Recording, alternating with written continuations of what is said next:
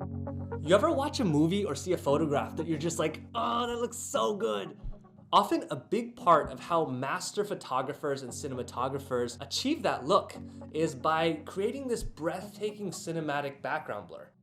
And if you want your videos to have this kind of response to your videos, like instant respect, having this kind of creamy background blur is going to be one of your best friends here.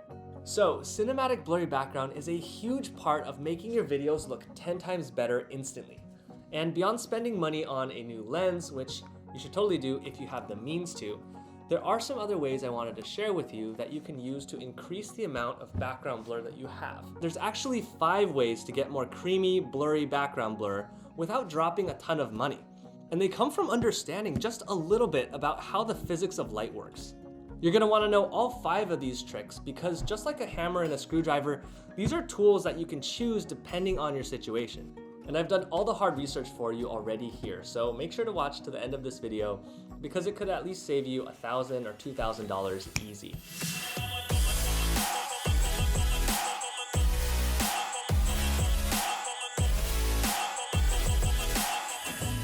Alright, so let's start with the obvious to the least obvious techniques, some of which I'm willing to bet many of you haven't even heard of before. So number 1, first off, just to cover the obvious one, there is dropping $1,000 on a nice expensive lens. And to be specific, we're talking about a lens with a lower f number. This is the number on your lens that looks like this with the f in front of it, hence why we call it the f number. Or it might also look like this with the 1 in front of it, written like this or like this.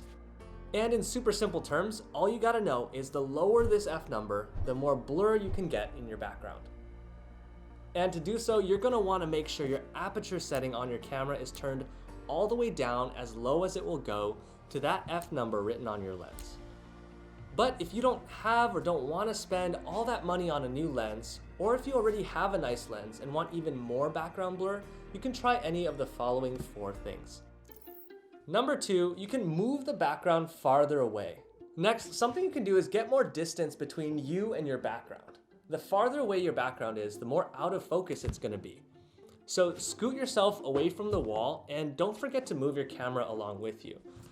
So as you can see here, the difference between having a foot of distance between you and the background compared to 2 feet of distance compared to 4 feet of distance. The more distance you have, the more blurry your background will end up being. Number 3, move yourself closer to the camera. Or technically speaking, to be more precise, get yourself larger within the frame. So from wherever you're sitting, scoot yourself a little bit closer to the camera. The closer you get, the more out of focus your background will be. But now keep in mind, this means you are huge in the frame, and this is probably not the most comfortable way to interact with your audience. So it's definitely a trade-off. You have to find where the balance is. How large you can get to make your background look blurry, but to keep your audience still comfortable enough so you're not super big on screen. For these talking head or interview type shots that many of you might be doing, I found that somewhere between here, where you have about 4 feet at the subject. So like if you measure, this is 4 feet, so this is a little bit right here. Right here where I'm sitting is about almost 5 feet, just about 5 feet. So from here, about 5 feet at the subject, if you measure, again, the frame here to here being 5 feet, where I'm sitting, to about, I think about 3 feet. Yeah, to about 3 feet. That's sort of your range to figure out how big you should probably be within the frame.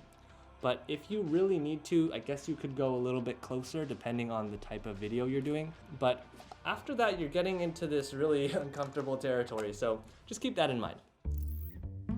And then number 4, you can use a longer focal length, or in other words, a lens that's more zoomed in. If you're filming yourself with 2 different lenses, hypothetically, and you want to keep yourself the same size within the frame for both of those shots, the one where you're filming with a longer focal length will give you more background blur. And this is because of something we call lens compression. I know it might sound a little complicated, but believe it or not, you're actually probably familiar with this already. So let's say you're watching a movie or something, and your friend comes and stands right in front of you. What a jerk. So when this happens, their head will look so big to you compared to the movie screen that it may block it out completely. But if you step backward just a few steps, more of the screen will come into view because it's almost like you're able to see around your friend's head. So likewise, it's the same when you're filming. When you move your camera farther back, you start to appear a lot smaller compared to your background.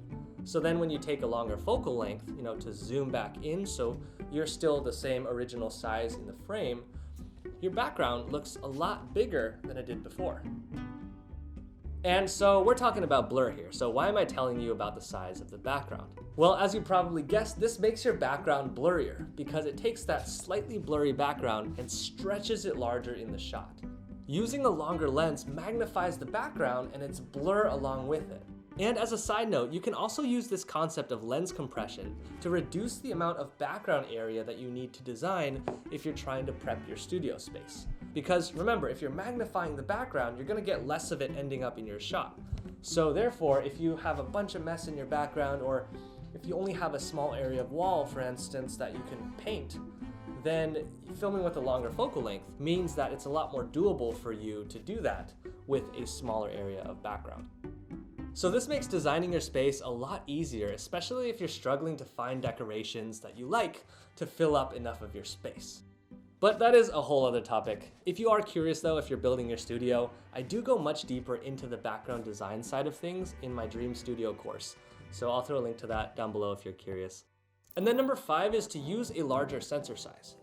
So on every camera, you have a sensor. So this one right here is hidden behind this mirror and also behind that little dust cover back there.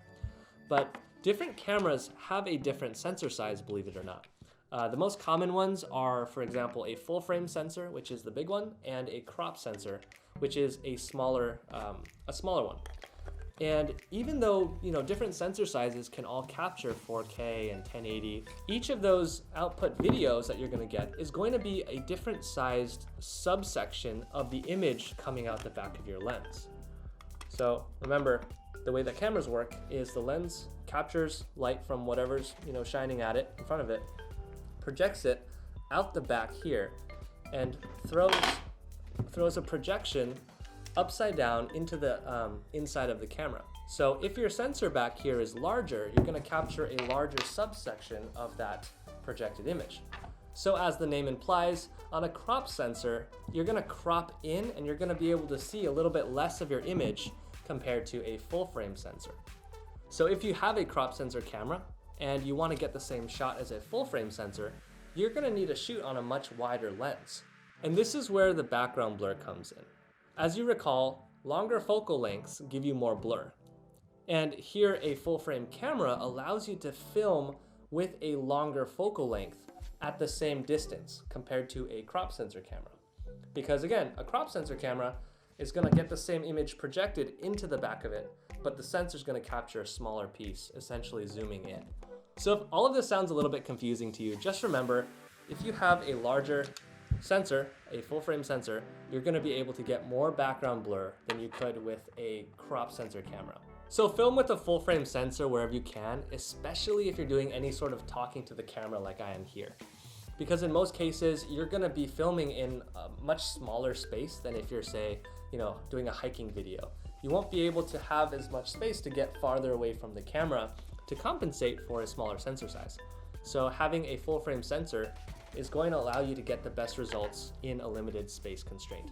So there you have it, 4 alternate ways to get that creamy cinematic background blur in your shots to make your home filming studio look way more cinematic and professional. If you learned something new from this video, please consider hitting the like button and hitting subscribe and all that stuff, because it helps me to grow here on YouTube so I can make more in-depth videos like this one for you all. Also, if you're designing your studio space, like I mentioned earlier, and you're finding yourself stuck and intimidated by this whole process, I know there's a lot that you're kind of staring at and trying to figure out, from the lighting to the audio to the camera to placement to what color do I paint my wall, all that stuff. I've been helping people do this for a while to build their own home studios, and I've really distilled everything that I've been teaching them, and I put it into a step-by-step course that I call the Dream Studio course. Kind of pretentious, I know. But in it, I take you through the whole process, telling you suggestions for what to buy, how to design your background around your unique goals, and how to do everything else from, lighting, audio, camera positioning, everything I just mentioned. And by the end, you're gonna have a studio that'll work for you to create content that you're proud of. Like a film crew waiting for you whenever you want to create content, it'll just be ready for you to turn on. So if you're curious about, the precise distance measurements that we talked about in this video, I go into a lot more detail in the course. So if you're interested, you can find the link and a special discount code below as just a small thank you for supporting me here on my channel. And I finally have an email newsletter, so go ahead and subscribe to my email list if you want to know what I'm up to and be kind of a part of my internet family. And if you're building a business around content, this right here is another video that I highly recommend watching. If you're an influencer or course creator, definitely wish I knew this when I started out. If you're looking for more studio type hacks about how to design a space, click here for some more videos on that topic. So click on one of those 2 videos or the course down below if you're interested, and I'll see you again in a couple seconds. Yay!